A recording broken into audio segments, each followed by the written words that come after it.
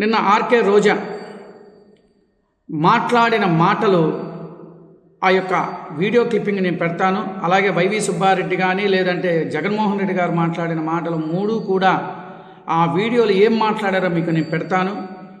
నిన్న ప్రధానంగా మాట్లాడిన ఆర్కే రోజా ప్రాయశ్చిత్త దీక్షలు గురించి పవన్ కళ్యాణ్ గురించి మాట్లాడిన మాటలు నేను ఒకసారి దానికి అసలు ఏమిటి అని దాని అర్థం కూడా మీకు నేను తెలియచేస్తాను. ఒక్కసారి ఈ వీడియోని స్క్రిప్ట్ చేయకుండా ప్రతి ఒక్కళ్ళు చూడండి. నా ఛానల్ చూకులా మీడియాని మీరు సబ్స్క్రైబ్ చేసుకోండి, ఐకాన్ బెల్ కొట్టి మీరు నన్ను ప్రోత్సహిస్తారని కోరుకుంటాను. ఆ వీడియోలు పెడతాను, ఒక్కసారి మీరు చూడండి. చూసిన తర్వాత విశ్లేషణకు వెళదాం. దాంతోపాటు రాష్ట్ర ప్రజల ముందుకు ఒక 5 ప్రశ్నలు మీ ముందుకు నేను తీసుకొస్తాను వీళ్ళు చేసిన పరిపాలన గురించి. ఆ ప్రశ్నలు సంధించిన తర్వాత మనము విశ్లేషణకు వెళ్దాం. ఆ వీడియోలు కూడా చూడండి ఒకసారి.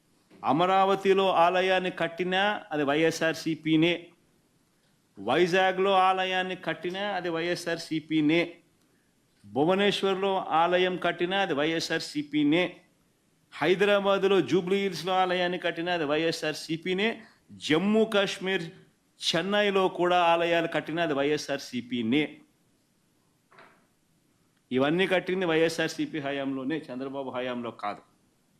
చివరికి అమెరికాలో కూడా ఆలయ నిర్మాణానికి మా హయాంలోనే టీటీడీ సహకరించింది. ప్రాయశ్చిత్త దీక్ష చేస్తున్నానని పవన్ కళ్యాణ్ అంటున్నారు.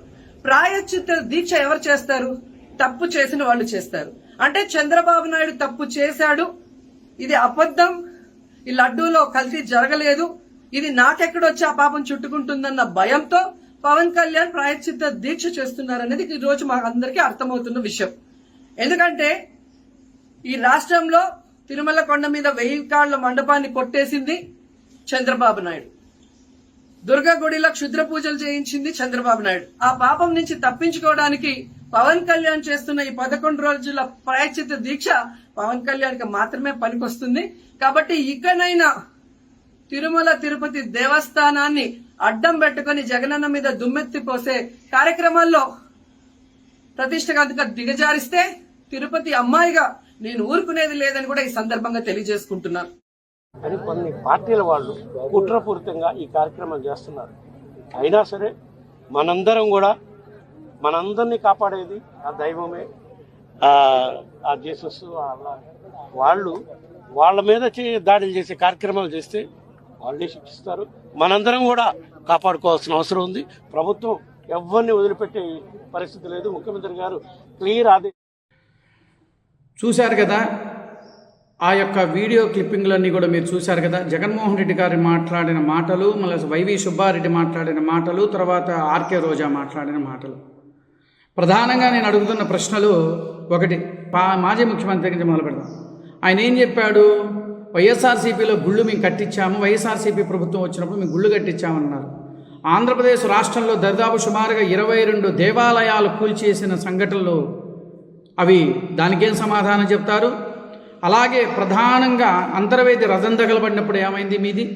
తర్వాత రామతీర్థంలో శ్రీరాముల వారి యొక్క శిరస్సును ఇది చేసినప్పుడు ఏమైంది మీది? మరి ప్రధానంగా కనకదుర్గ అమ్మవారి గుళ్ళో సింహవాహనాలు చోరీ జరిగినప్పుడు ఏమైపోయింది మీ యొక్క ఇది? మీరు చేసే పరిపాలనలో ఎంత అవకతవకలు ఉన్నాయో అందరికీ తెలుసు. ఇంకా తర్వాత పుణ్యక్షేత్రం, మహాపుణ్యక్షేత్రం కలియుగ శ్రీ వెంకటేశ్వర స్వామి వారి యొక్క మహాపుణ్యక్షేత్రంలో వైవి సుబ్బారెడ్డి చైర్మన్గా ఉండి ప్రెస్ మీట్లో ఏం మాట్లాడాడు తెలుసా? ప్రజలను కాపాడుతుంది, చేస్తుంది, ఆ అల్లా జీసస్ అని చెప్పిన మాట్లాడాడు.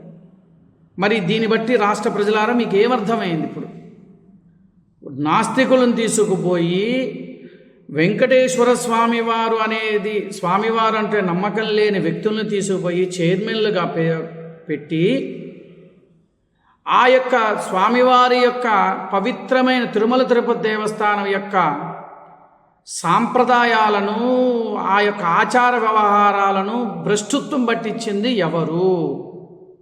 రాష్ట్ర ప్రజలారా నేను అదే ప్రశ్నలు నేను అడుగుతున్నా. ఎందుకంటే వైవి సుబ్బారెడ్డి ఆయనేమో నాస్తికుల్లాగా ఉండి వాళ్ళ మిసెస్ ఏమో వాళ్ళ ఆవిడేమో బైబిల్ పట్టుకుంటుంది. కరుణాకర్ రెడ్డి ఏమో ఆయన చైర్మన్గా చేసినప్పుడు వాళ్ళ అమ్మాయి యొక్క పెళ్ళి క్రిస్టియన్ సాంప్రదాయ ప్రకారం వివాహం జరిగింది. మరి ఇన్ని జరిగితే మరి నాస్తికులను తీసుకొచ్చి పెడితే మరి దేవాలయ ప్రతిష్టలు దిగజారిపోవా? అన్యమత ప్రచారం అక్కడ జరుగుతుంది అన్నప్పుడు పట్టించుకోవాలా వీళ్ళు? అక్కడ మాంసము మందు ఇష్టానుసారంగా చేసినప్పుడు తీసుకోవాలా? దేవాలయాల మీద దాడులు జరుగుతున్నప్పుడు వీళ్ళు స్పందించాల, మనకెందుకులే అని. నాస్తికుడు ఎలా పోయినా పర్వాలేదు అనుకుంటాడు, కానీ భగవంతుడు భక్తి ఉన్నవాడు భయపడతాడు. వీళ్ళకి ఆ భయం కూడా లేని వ్యక్తులు వీళ్ళు. ఇంకా ప్రధానాంశాల్లోకి వస్తే దీక్ష గురించి మాట్లాడింది. ప్రాయశ్చిత్త దీక్ష. రోజా చెప్తా విను, నీకు నిజంగా సిగ్గుండాలి. అంటే ప్రాయశ్చిత్త దీక్షలకి దీనికి తేడా తెలియని వ్యక్తి కూడా నువ్వు మాట్లాడుతున్నట్టు. ఈ మాట నేను ఎందుకు అంటున్నానంటే నువ్వు మాట్లాడే మాట చాలా సిగ్గుచేటుగా ఉంది. ప్రాయశ్చిత్తము అనంటే పాలకులు చేసిన, గత పాలకులు అంటే మీ ప్రభుత్వం చేసినప్పుడు తిరుమలలో ఎంత ఘోర అపచారాలు జరిగినాయో అందరికీ తెలుసు. ఇవాళ ఒక్కొక్కటి బయటకు వస్తుండేటప్పటికీ స్వామివారు ఎక్కడ ఆగ్రహించుకుని, అంటే స్వామివారు ఏ శిక్ష వేస్తాడో అన్న భయంతో భక్తితో స్వామిని వేడుకుంటున్నారు. ఒక్క పవన్ కళ్యాణే కాదు, నువ్వు పవన్ కళ్యాణ్ అనాల్సిన అవసరం లేదు.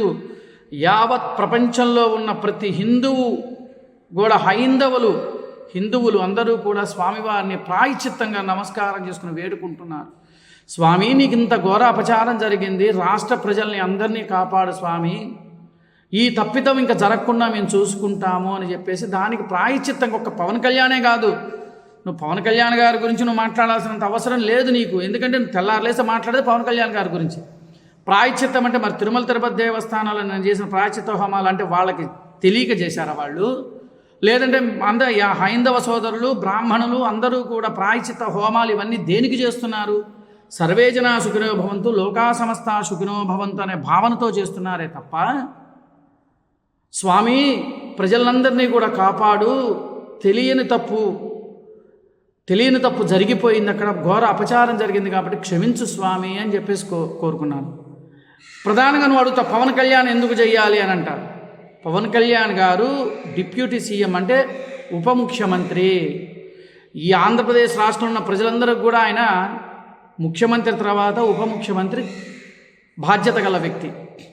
రాష్ట్ర ప్రజలను కాపాడు స్వామి, రాష్ట్ర ప్రజలందరినీ కాపాడు స్వామి అని చెప్పిన ఆయన వంతు ఆయనగా సనాతన ధర్మాన్ని, హిందూ ధర్మాన్ని కాపాడాల్సిన బాధ్యత ఆయనకు ఉంది. కాబట్టి ఆయన దీక్ష చేసి స్వామివారిని మన్నించుకోమని అమ్మవారిని కూడా వేరుకుంటున్నాడు.